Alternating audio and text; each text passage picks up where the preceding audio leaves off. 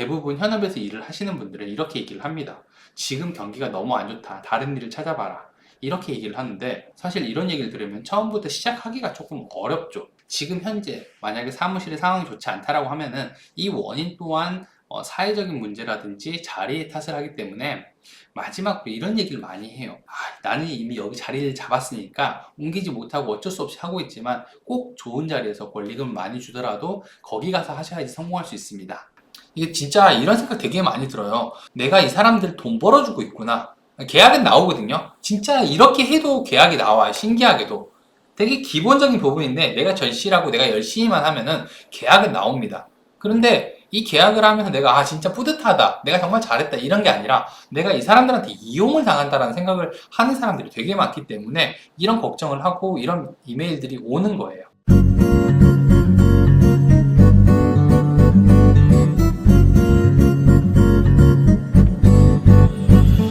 여러분 취업이랑 좀 관련되어 있는 부분이거든요. 취업 만약 이런 곳에 하셨으면 좀 빨리 나오세요. 아니면은 이런 곳에 취업하셨으면 잘 생각해 보세요. 이런 내용이니까 한번 들어보시고 결정하시면 좋을 것 같아요. 최근에 제가 메일을 몇 통 받았습니다. 저한테 상담이나 문의하시려고 메일을 보내주시는 분들이 꽤 많이 있는데요. 이걸 읽다 보면 약간 공통적인 내용들이 되게 많이 있어요.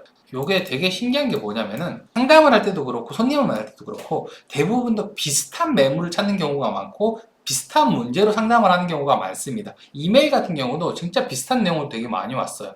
이 내용을 좀 설명을 해드리면은 부동산 취업을 했는데 중개를 지금 하고 계신 분이에요. 한 두세 달 정도 일을 하셨고 한 두세 건 정도 일을 하셨습니다. 근데 여기서 바로 고민 일이 나오는 거예요. 한 세 달 정도 일을 했는데 계약을 한 두세 건 했다라고 하면은 사실 좀 문제가 될 수 있죠. 만약 이게 큰 건이라면은 상관이 없겠지만 보통 초보자가 계약을 했다면은 세 달에 한 두세 건 하면은 한 달에 몇십만 원 벌어가는 수준이 될 수 있거든요. 그렇게 되면은 소득이 너무 적잖아요. 그러니까 여기서부터 고민이 시작이 돼요. 이게 몇백만 원 단위는 그래도 돼야지 내가 일을 배우면서 공부를 하고 있구나 라고 생각을 할 건데 처음에 한 세 달 동안에 한 두세 건 했다라고 하면은 아무래도 조금 신중하게 고민이 됩니다.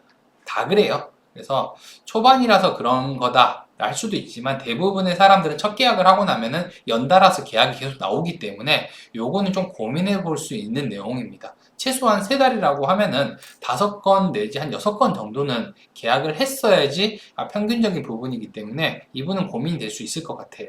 근데 여기서 더 큰 걱정이 뭐냐면은 내가 진짜 지금 잘하고 있는 건가? 이런 생각이 듭니다.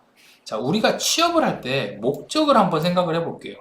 자, 요 두 가지입니다. 취업을 할 때는 이 목적을 가지고 와서 취업을 하는 건데 첫 번째 목적이 일을 좀 배워봐야겠다. 이 목적이 있고요. 두 번째가 돈을 벌어야겠다. 이 목적이겠죠.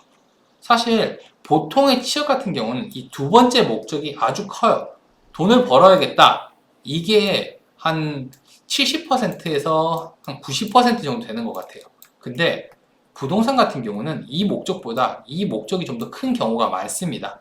내가 일을 배워야겠다 라고 생각을 하는 게 내가 이 일을 배워놓으면 앞으로 계속 일을 하는데 써먹을 수도 있고 큰 돈을 벌 수 있을 거다 이렇게 생각을 하기 때문에 1번의 목적을 배우고 취업을 하는 경우가 많습니다.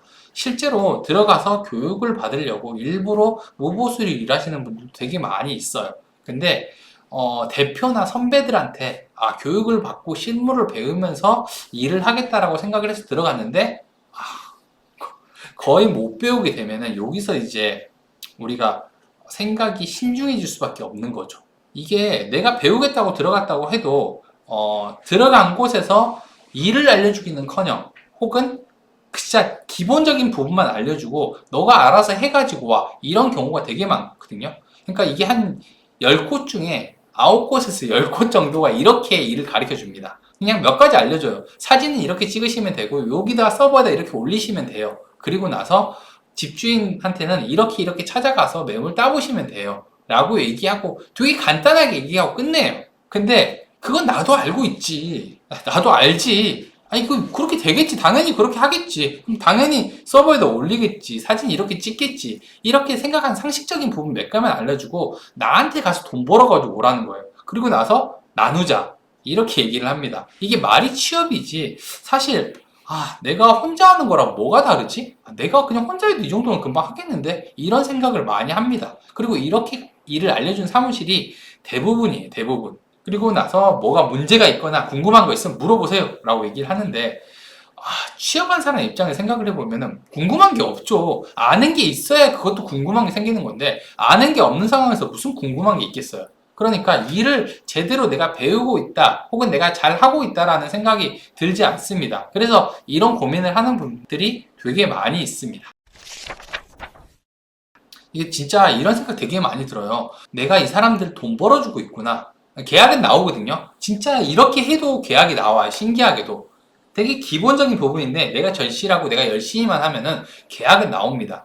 그런데 이 계약을 하면서 내가 진짜 뿌듯하다. 내가 정말 잘했다. 이런 게 아니라 내가 이 사람들한테 이용을 당한다라는 생각을 하는 사람들이 되게 많기 때문에 이런 걱정을 하고 이런 이메일들이 오는 거예요. 그러니까 부동산 대표들이 그러면은 왜 일을 안 알려줄까? 일을 잘하면 자기도 돈을 많이 벌 텐데 왜 안 알려줄까 생각을 하면요. 요렇게 한번 보시면 돼요. 교육의 방법이라는 건데 뭔가 다른 사람들에게 알려줄 때는 어느 정도 일정 수준의 방법이 있습니다. 첫 번째 하나가 뭐냐면은 같이 일을 하면서 알려주는 방법이에요. 이렇게 되면은 일을 하나씩 알려주면서 뭔가 일이 생겼을 때 알려주고 하는 건데 이거를 어디서 많이 사용하냐면요. 회사나 군대에서 사수랑 부사수가 있잖아요. 이런 식으로 알려줍니다. 이 사람이 교육을 해주기는 어려우니까 따라다니면서 뭔가 필요한 게 있으면 그때그때 알려주는 거예요. 방법은 알고 있으니까. 이 사람이 일을 못하는 건 아니니까 알려줄 수 있는데 부동산은 이게 잘 안 돼요. 왜냐면은 대표나 선배들도 일을 해야지 중개수수료를 받잖아요. 일을 해야 중개수수료를 받고 돈을 버니까 이 사람을 계속 데리고 다니면서 이렇게 일을 알려줄 수가 없는 구조라는 거죠. 그러니까 이렇게 일을 하는 사람들이 거의 없어요. 그리고 두 번째는 교육을 통해서 알려주는 방법인데 부동산에서 공부를 하려면은 교육을 받으려면 이렇게 하는 방법이 맞습니다. 두 번째가 월급을 받는 형태가 아니기 때문에 이렇게 하는 방법이 맞는데 이렇게 하기 위해서는요 기본적으로 커리큘럼이랑 자료가 있어야 돼요. 그리고 기본적으로 역량을 가지고 있어야 됩니다. 알려줄 수 있어야 되는데 내가 일을 하는 것보다 다른 사람에게 알려주는 게 한 10배 정도 어렵거든요. 그래서 아무리 자료랑 커리큘럼이 있다 하더라도 이 사람이 여기에 대해 노력을 하지 않으면 교육을 할 수가 없어요. 그래서 이게 안 된다는 거죠. 시간을 많이 투자해야 되거든요. 그리고 중간중간에 업데이팅을 되게 많이 해야 되기 때문에 이게 중개를 하면서 이 교육을 한다는 것 자체가 굉장히 큰 노력이 필요해서 저는 지금까지 한 번도 본 적은 없는 것 같아요. 이걸 하는 것은. 그러니까 있다고 말은 하는데 실제로 제가 가서 본 적도 없고 실제로 거기서 일하시는 분들이 진짜로 이렇게 한다라고 얘기를 들어본 적은 없습니다. 그냥 겉으로 보여주기에는 이거 알려줍니다 라고 얘기했는데 커리큘럼을 가진 부동산은 거의 없다라고 생각하시면 돼요. 이게 제가 쉽게 얘기하자면은 이런 방식으로 좀 설명을 할 수 있을 것 같아요. 제가 좀 예를 들어서 설명을 해볼게요. 요리 연구가랑 어머니를 좀 설명을 해보면 좀 쉬울 것 같아요. 우리 어머니도 콩나물 무침을 할 줄 알고 요리 연구가도 콩나물 무침을 할 줄 압니다. 두 사람 다 할 줄 알고 오랫동안 요리를 했기 때문에 실력이 있어요. 근데 내가 어머니한테 콩나물 요리 어떻게 해? 라고 전화를 해서 물어보면 엄마는 이렇게 얘기를 할 거예요. 그거 씻어가지고 데친 다음에 소금 넣고 무치면 돼. 이렇게 설명을 합니다. 근데 요리 연구가는 어떻게 설명을 하냐면은 이 콩나물은 땡땡 콩나물입니다. 다른 것보다 조금 더 두꺼워요. 그러니까 익히는 시간을 좀 더 드려야 됩니다. 그 다음에 이건 아삭한 식감을 주기 위해서는 물에 데치지 말고 찌는 게 좋아요. 콩나물이 투명한 색깔이 나와지면은 그때 찜기에서 빼서 찬물에 담가주세요. 빠르게 물기를 뺀 다음에 거기에다가 소금 3큰술을 넣고 참기름 2작은술 넣고 묻혀주시면 됩니다. 마지막으로 깨까지 뿌려주시면 여러분들이 좋아하는 아삭한 식감의 콩나물이 완성됐습니다. 자, 이렇게 설명을 합니다. 똑같은 콩나물 무침이에요. 그리고 두 사람 다 할 줄 압니다. 근데 한 사람은 설명을 제대로 했고 한 사람은 사실 이 설명만 가지고 뭔가를 만들기는 어렵다는 거죠. 보통의 부동산은 전자입니다. 그러니까 뭔가를 알려주려고 노력을 하기보다는 자기가 알고 있다는 것만 알려주는 거죠. 그래서 요거를 할 수 있는 사람이 거의 없다 생각을 하면 되기 때문에 여러분들한테 이게 1대1로 가르쳐주는 대표가 있을 거다 아니면 부동산이 있을 거다 이렇게 생각을 하시면요 거의 없으니까 만약에 대표나 아니면 선배가 나를 따라다니면서 좀 일을 배우세요 이렇게 얘기를 하지 않는다면은 거의 일을 배우기 어렵습니다. 여러분들이 혼자 나가서 일을 하는 거랑 거의 똑같아요. 심지어는 이 대표나 선배들이 자기들이 바빠가지고 자꾸 나가는 데 있잖아요. 이런 곳이라면은 빨리 나와야 됩니다. 여러분들이 배울 게 하나도 없어요. 아예 없다라고 생각을 하시면 되고 빨리 나와서 그냥 차라리 내가 경험을 해서 창업을 하는 게 훨씬 빠르게 성장을 할 수 있습니다. 사실 저도 마찬가지예요. 이거 한 달에 한 번씩 클래스 하는 건데 이거 완전 노가다거든요. 한 달 내내 고민을 하고 맞추는 건데 이렇게 되면은 일반 중개사들이 이렇게 일을 할 수는 없죠. 그리고 내가 나한테 도움이 되는 사람도 아니고 내 후임인데 그리고 나랑 따로따로 소득을 가져가는 사람인데 이런 노력을 하는 사람은 없을 겁니다. 저는 이때까지 본 적은 없어요. 대표도 마찬가지고 본인들 일하는 거에 바쁘기 때문에 그렇게 하는 거고 만약에 사람을 뽑았다가 이 사람이 계약을 좀 많이 한다 이렇게 싶으면은 땡큐죠. 되게 좋아요. 많이 해보면 좋은 거고 아예 못한다 그러면은 그래도 조금이라도 경비가 나가니까 한두 달 정도 지켜보고 한 두세 달 지켜보고 그만 이제 공고사직을 요하죠. 그러니까 부동산 입장에서는 사실 인건비가 많이 들어가는 게 아니기 때문에 거의 손해가 없어요. 그냥 일단 사람을 뽑아서 일을 시켜보고 이 사람은 진짜 혼자 잘하는구나 하면 돈을 벌어오는 거고 혼자서 못한다 그러면 나가라고 하면 되는 거기 때문에 직원들이 그냥 알아서 돈을 벌어오는 구조를 많이 원합니다. 그래서 제가 예전에 어떤 영상에서 이 얘기를 했어요. 근속 기간이 좀 직원들이 긴 기간이라면 여기는 그래도 돈을 벌 수 있는 구조가 있다. 그러니까 여기서 일을 하시는 것도 괜찮지만 직원들 전부 다 근속 기간이 짧다라고 하면요. 여기는 대표랑 어느 정도의 갈등이 생겨가지고 사람들이 전부 다 나갔거나 아니면 돈을 전혀 벌 수 없는 구조로 돼 있거나 그런 거기 때문에 되도록이면 취업을 안 하거나 들어가셨으면 빨리 나오세요 라고 말씀을 드린 적이 있습니다. 그러니까 이거랑 비슷한 내용인데 거의 교육을 받을 거라고 생각을 하고 여러분이 일을 시작하시면요. 취업을 하시는 것보다는 혼자 창업을 하시는 게 훨씬 빠릅니다. 이거는 진짜 어려워요. 이런 데 만나는 거는 진짜 어렵기 때문에 여러분들이 창업을 하시는 편이 좀 더 낫지 않을까? 라고 생각을 해요. 아니면 잠깐 들어가서 한번 보고 이 정도면 내가 그냥 해야겠다 라고 생각하면 됩니다. 그런데 들어가면 한 일주일에서 2주일 정도면 일 다 배워요. 그 사람들이 얘기하는 일이라는 거는 다 배울 수 있습니다. 오늘 제가 부동산 창업할 때 대로변이 해야 될지 혹은 소자본으로 창업을 해야 할지 이 부분에 대해서 좀 이야기를 해드리려고 합니다. 부동산 창업을 할 때 제일 고민되는 부분이 아마 예산일 거예요.